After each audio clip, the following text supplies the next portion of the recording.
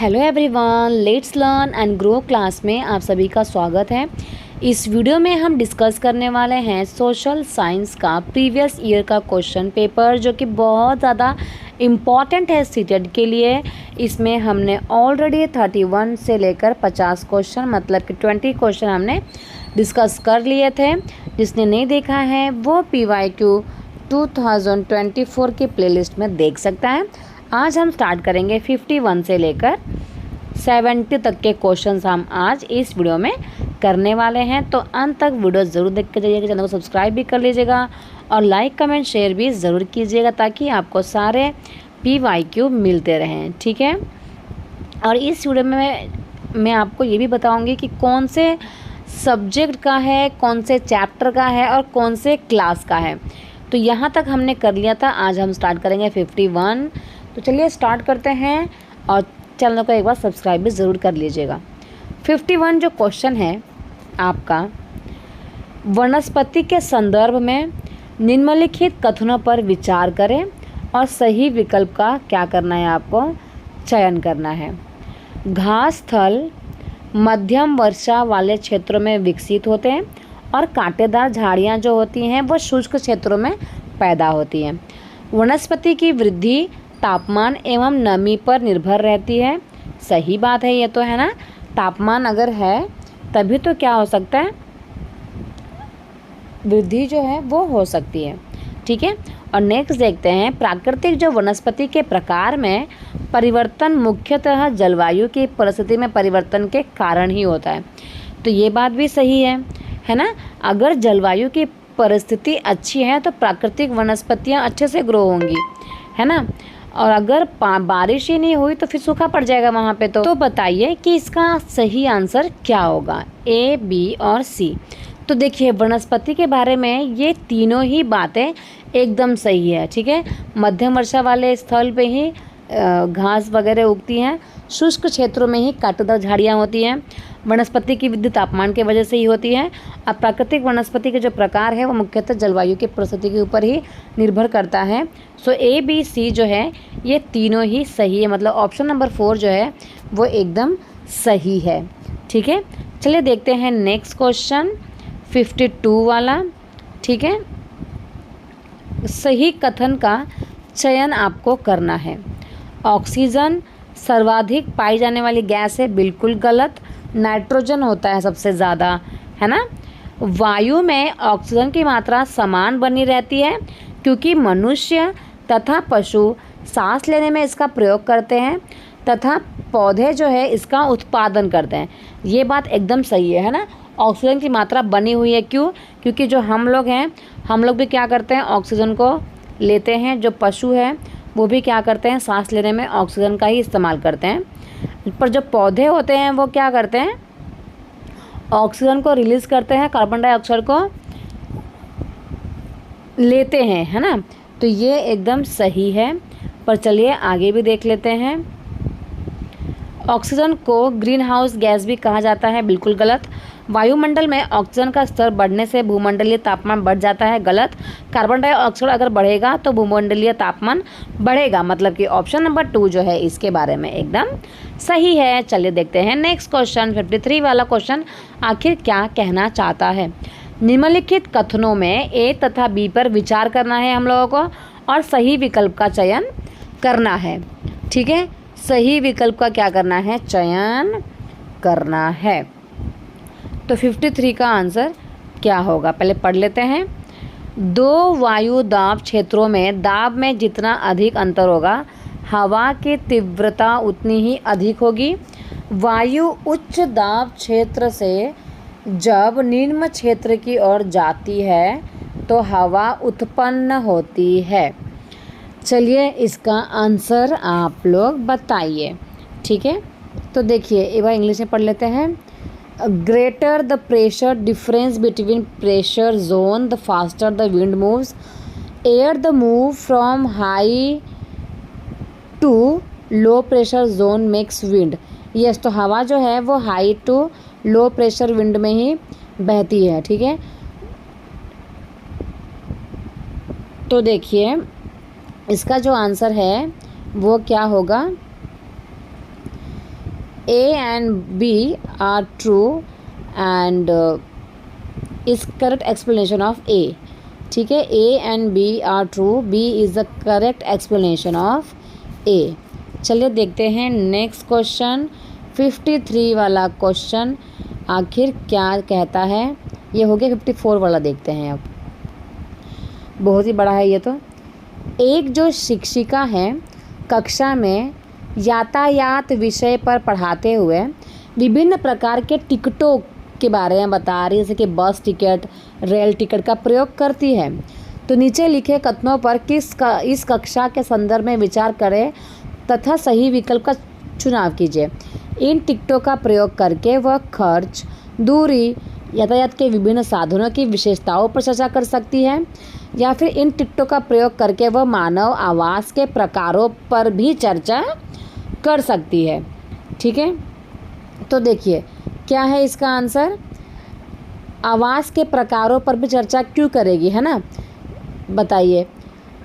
ए जो है ना एकदम सही, क्योंकि अगर टीचर जो है स्कूल में टिकट लेके आ रही है तो उनका मेन उद्देश्य क्या है कि उनको बताना है कि कितना खर्चा हुआ, कितना दूरी है ना, और विभिन्न साधनों की विशेषताओं पर क्या कर सकती है, चर्चा कर सकती है। बट इसके बारे में तो चर्चा करेगी कि मानव आवास के प्रकारों पर भी चर्चा करेगी, मतलब ए सही है और बी गलत है। ठीक है, तो इसको ढूंढो कहाँ पर है। ए सही है और बी गलत है, मतलब कि ऑप्शन नंबर 3 जो है एकदम सही है 54 के बारे में। ठीक है, अब चलते देखते हैं 55 वाला क्वेश्चन। नए चारागाहों की खोज में लोगों के मौसमी आवागमन को कहते हैं। मतलब कि लोग क्या करते हैं, मौसम के हिसाब से एक प्लेस से दूसरे प्लेस पर जाते हैं, है ना। तो उस आवागमन को हम क्या करेंगे, मौसम के हिसाब से जा रहे हैं, मतलब हम उसको क्या कहेंगे, ऋतु प्रवास, है ना। ऋतुओं के हिसाब से वो क्या कर रहे हैं, अपने प्लेस को चेंज कर रहे हैं। तो इसका आंसर क्या आएगा, ऋतु प्रवास। ज़्यादा पढ़ने की ज़रूरत ही नहीं है। चलिए देखते हैं नेक्स्ट क्वेश्चन 56 वाला। 56 वाला क्वेश्चन क्या कह रहा है, प्रवास को प्रभावित करने के लिए प्रतिकर्ष कारक कौन से हैं। ठीक है, प्राकृतिक आपदा, पानी की कमी, जीवन यापन का बेहतर स्तर और शिक्षा। Which of the following are the push factors affecting migration. ठीक है, माइग्रेशन मतलब कि एक प्लेस से दूसरे प्लेस पे जाने का रीज़न क्या हो सकता है। ठीक है, तो इसका रीज़न क्या हो सकता है, प्राकृतिक आपदा के वजह से भी हम जाते हैं, जब नेचुरल डिज़ास्टर होता है तभी भी माइग्रेशन होता है ना, एक प्लेस से दूसरे प्लेस पर जाते हैं। और पानी की कमी की वजह से भी एक प्लेस से दूसरे प्लेस पर जाते हैं। शिक्षा के लिए एक प्लेस से दूसरे प्लेस जाने की ज़रूरत है क्योंकि शिक्षा सब जगह पर अवेलेबल है। जीवन यापन का बेहतर स्तर, देखिए जो गांव में है वो भी अपना जीवन यापन तो कर ही रहे हैं, है ना। तो ए और बी जो है ना एकदम सही है इसके बारे में। 56 का आंसर क्या होगा, ए एंड बी। ठीक है, मोस्टली जो माइग्रेशन होता है वो प्राकृतिक आपदा और पानी की कमी के वजह से ही होता है। चलिए देखते हैं नेक्स्ट क्वेश्चन 57 वाला। इसमें भी आपको कथन ए और कथन बी में से आपको बताना है कि कौन सा सही है और कौन सा गलत है। ठीक है, तो सही उत्तर चुनिए। कृषि एक प्राथमिक क्रिया है, यस, प्राइमरी फैक्टर है ना। कृषि क्या है, एक प्राथमिक क्रिया, सबसे पहले कृषि ही की जाती है। फसलों, फलों, सब्जियों, फूलों को उगाना और पशुधन पालन कृषि में सम्मिलित है, यस, ये भी कृषि का ही एक हिस्सा है। ठीक है, जैसे कि एग्रीकल्चर होता है, सेरिकल्चर होता है, हॉर्टिकल्चर, विटीकल्चर। ठीक है, जो फसल वगैरह फसलों को उगाते हैं, सब्जियों को उगाते हैं, फूलों को उगाते हैं, उनको कहा जाता है हॉर्टिकल्चर। तो ये सारे जो है कृषि का ही एक उदाहरण, कृषि में ही सम्मिलित है। मतलब कि ए और बी दोनों सही है। ऑप्शन नंबर 3 जो है वो सही है। ये 8th स्टैंडर्ड की ज्योग्राफी का क्वेश्चन है। ठीक है, चलिए देखते हैं नेक्स्ट क्वेश्चन 58 वाला। आई होप आपको इंटरेस्टिंग लग रहा होगा, समझ में भी आ रहा होगा। तो प्लीज़ अगर समझ में आ रहा है तो उस चैनल को सब्सक्राइब ज़रूर कर लीजिएगा ताकि मुझे भी मोटिवेशन मिले नेक्स्ट टाइम वीडियो बनाने के लिए। चलिए देखते हैं नेक्स्ट। ऐसा माना जाता है कि सेंट थॉमस लगभग 2000 साल पहले इस राज्य में आए थे। ओके, तथा भारत में ईसाई धर्म लाने का श्रेय उन्हीं को जाता है। वो राज्य कौन सा है बताइए। जो सेंट थॉमस है, ये 6 स्टैंडर्ड की सिविक्स का क्वेश्चन है, ठीक है, 6 स्टैंडर्ड का सिविक्स का क्वेश्चन है। तो जो सेंट थॉमस है ये 2 साल पहले आए थे। कहाँ पर आए थे? केरला में आए थे। इसलिए केरला में बहुत सारे लोग आपको क्या मिलेंगे?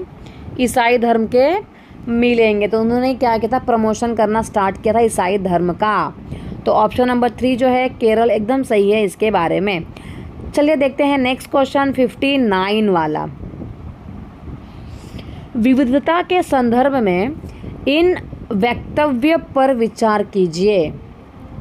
जो विविधता है भारत की शक्ति का एक स्रोत है, एकदम सही है ना, क्योंकि विविधता में क्या है? एकता है। तो ये तो हमारे लिए एक शक्ति की बात है। भारत की विविधता में एकता है भाई, ये भी एकदम सही है। विविधता भेदभाव का स्रोत भी हो सकती है। ओके, ठीक है, भेदभाव का स्रोत भी है, क्योंकि हमारे यहाँ पे अलग अलग जाति के धर्म के लोग हैं, तो कहीं ना कहीं थोड़ा बहुत भेदभाव हो ही जाता है ना। भौगोलिक, ऐतिहासिक और भौगोलिक कारक विविधता लाते हैं, एकदम सही बात है। ज्योग्राफिकल फैक्टर, हिस्टोरिकल फैक्टर भी क्या लेके आते हैं? विविधता लेकर आते हैं। तो ABCD जो है एकदम सही है। 20 एकदम सही है इस आंसर के लिए। क्वेश्चन का आंसर जो है ABCD एकदम सही है। ये 6 स्टैंडर्ड की सिविक्स का क्वेश्चन है, एक बार ज़रूर देखिएगा, ठीक है। तो विविधता जो है हमारे लिए एक शक्ति का ही स्रोत है। विविधता में एकता है, एकदम सही बात है। और विविधता इसलिए भी है क्योंकि भौगोलिक और ऐतिहासिक कारक भी है, क्योंकि कहीं कहीं पे अगर हम भौगोलिक की बात करें तो कहीं की ठंडी ज़्यादा है तो वहाँ के लोग अलग कपड़े पहनते हैं, अलग खाना खाते हैं। जहाँ पर गर्मी ज़्यादा है वहाँ के लोग अलग कपड़े पहनते हैं, अलग खाना खाते हैं, है ना। तो ये भौगोलिक कारक भी क्या करते हैं? कारण बनते हैं विविधता का। और ठीक है, और कहीं कहीं थोड़ा बहुत भेदभाव भी हो ही जाता है। तो ABCD ये चारों सही है इसके बारे में। चलिए देखते हैं नेक्स्ट क्वेश्चन 60 वाला क्वेश्चन। आखिर क्या कहना चाहता है? टान टान टान टान। यदि आप भारत के राष्ट्रपति के रूप में चुने जाते हैं, जो कि हम नहीं चुने जाएंगे, तो आप निम्नलिखित में से कौन सा निर्णय स्वयं ले सकते हैं?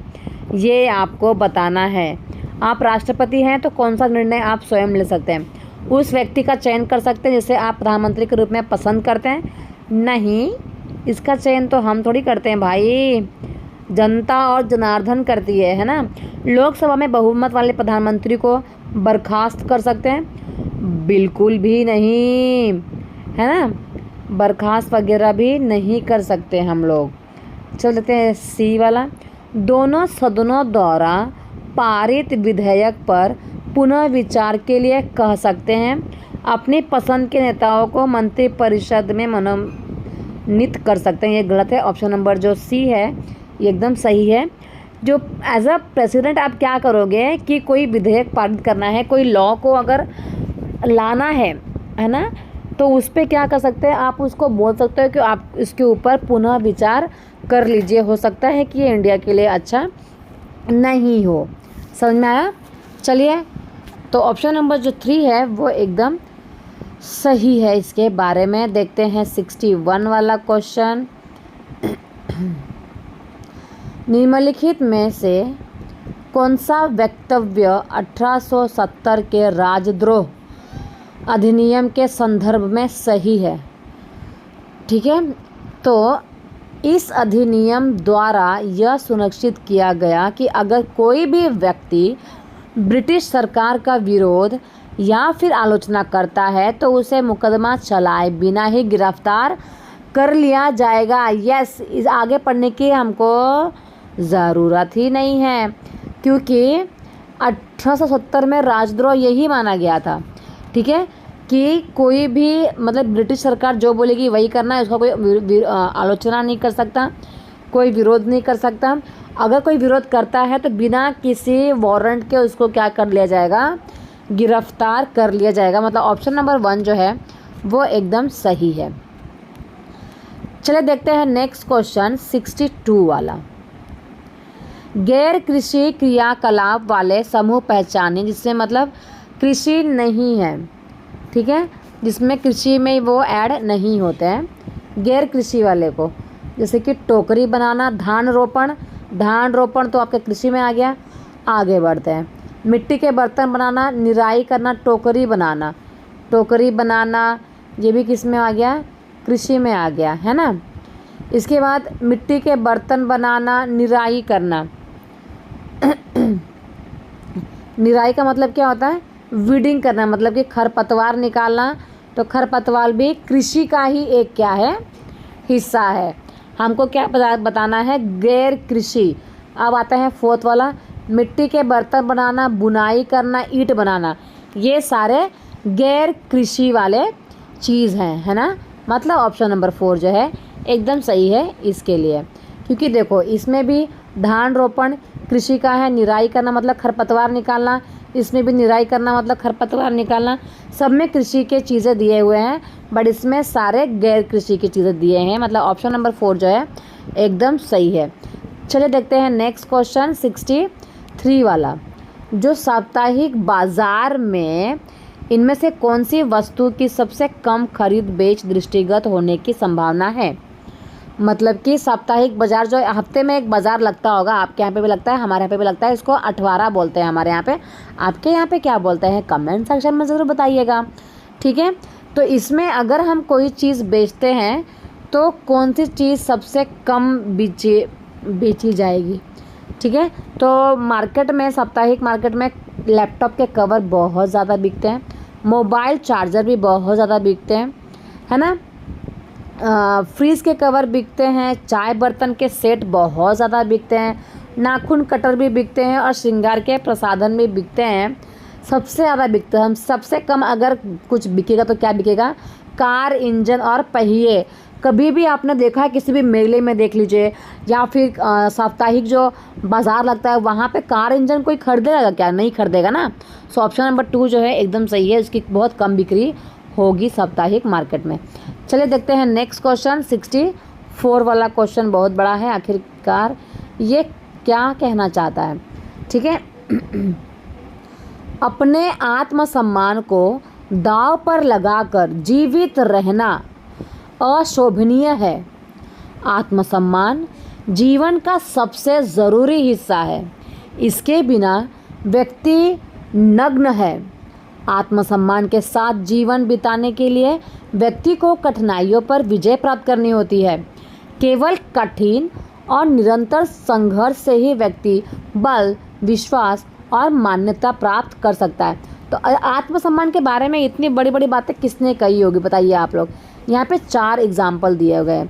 देखिए अगर इन चारों में की बात कर, सबसे ज़्यादा ज़िंदगी में जिसको बेइज्जत किया गया वो है भीमराव अंबेडकर, क्योंकि ये एक लोअर कास्ट के थे, है ना, अनटचेबल फैमिली से बिलोंग करते थे, जिसके साथ बहुत बुरा व्यवहार हुआ, हमेशा उनकी सेल्फ रिस्पेक्ट की धज्जियाँ उड़ा दी गई। तो आत्मसम्मान की बात कौन करेगा, जिसकी आत्मसम्मान को ठेस पहुंचाया गया होगा, है ना। तो BR अम्बेडकर जो है एकदम सही आंसर है इस बात के लिए। कोई कोई क्वेश्चंस होते तो बहुत बड़े हैं, बट होते बहुत ही इंटरेस्टिंग है ना। चलो देखते हैं नेक्स्ट क्वेश्चन 65 वाला, ठीक है। छात्रों में लैंगिक और व्यवसाय आधारित रूढ़िवादियों को चुनौती देने के लिए कौन सा उदाहरण सर्वाधिक उत्तम है, ठीक है। सर्वाधिक उत्तम कौन सा है, मतलब बच्चों के क्या है ना कि जो लड़का है तो वही काम करेगा, लड़की है तो सिर्फ ये बर्तन ही मांजेगी या घर का काम करेगी या बच्चा पैदा करेगी या शादी करेगी। जो छात्रों में जो लैंगिक चीज़ें हैं ना, व्यवसाय को लेकर कि लड़की है तो टीचर बनेगी, है ना, लड़का है तो इंजीनियर बनेगा, तो ये जो रूढ़िवादिता जो सोच है, कौन से उदाहरण सबसे अच्छा रहेगा, ठीक है, चुनौती देने के लिए, बच्चों को चुनौती देने के लिए। तो केक बनाने वाला पुरुष शेफ, या फिर पुरुष अंतरिक्ष वैज्ञानिक, पुरुष भरतनाट्यम नृत्यक, पुरुष पार्श्व गायक। देखिए तो सबसे अच्छा जो एग्ज़ाम्पल होगा ना देने के लिए ये है पुरुष भरतनाट्यम, क्योंकि बहुत ही कम लोग भरतनाट्यम करते होंगे, है ना। पुरुष जो है देखो मेल भी गाते हैं, फीमेल भी गाते हैं, है ना। मेल भी अंतरिक्ष में जा रहे हैं, फीमेल में जा रहे हैं। केक बनाने वाला मेल भी है, फीमेल भी है। पर चुनौती देने वाला यहाँ पे उत्तम एग्जाम्पल कौन सा है कि पुरुष जो है भरतनाट्यम नृत्य कर रहा है, खतरनाक है ना।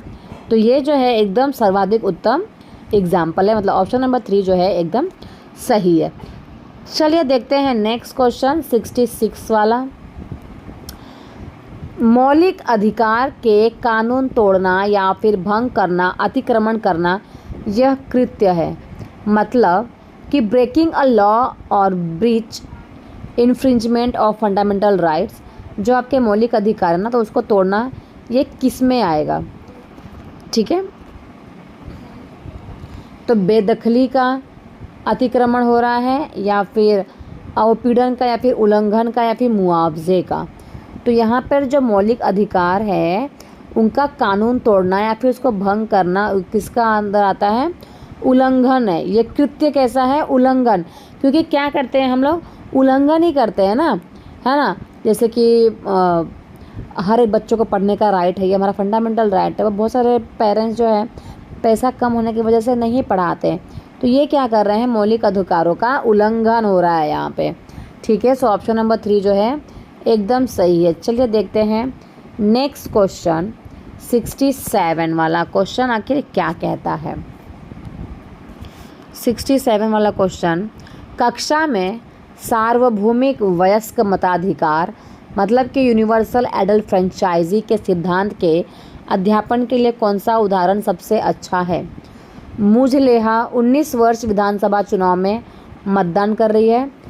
ओके, सर्वाधिक वयस्क मताधिकार मतलब कि 19 साल की है, तो ये विधानसभा में क्या कर रही है, मतदान कर रही है, एकदम सही है, ठीक है। ऐना जो है वो 31 वर्ष की है और लोकसभा चुनाव में मतदान कर रही है, वो भी एकदम सही है। क्योंकि हमारा जो सार्वभौमिक वयस्क मताधिकार है ये तो 18 साल के बाद ही क्या करता है, 18 साल के बच्चों को वोट देने का अधिकार देता है। जसप्रीत जो है वो 17 वर्ष का है और विद्यालय में पढ़ता है, विद्यालय परिषद के चुनाव में मतदान कर रहा है। तो देखो 17 ईयर्स का बच्चा कभी भी क्या नहीं कर सकता, इलेक्शन नहीं कर सकता है ना। इसके लिए उसकी एज कितनी होनी चाहिए, 18 या फिर उससे ज़्यादा। तो ए और बी दोनों सही है।